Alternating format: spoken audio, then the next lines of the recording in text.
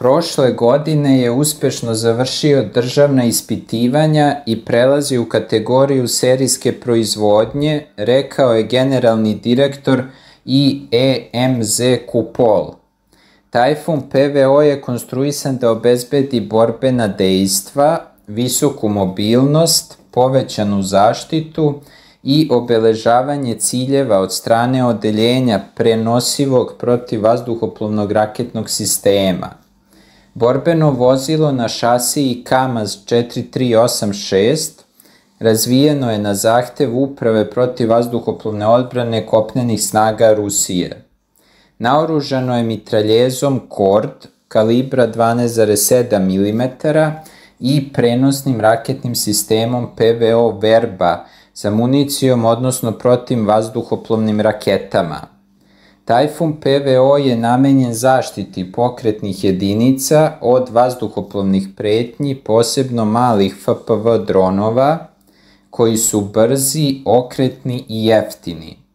Može da dejstvuje mitraljezom dok se kreće brzinom do 20 km/h. Njegova rotirajuća krovna kupola nosi mitraljez KORD sa posebnim otvorom, a drugi otvor je predviđen za operatora sistema PVO. Posada od 5 članova uključuje komandira, vozača, mitraljezca i 2 raketaša strelca, odnosno protivavionca. Unutar vozila se nalaze lake prenosne rakete PVO, lanseri, izvori napajanja, radarski pitači i municija za mitraljez.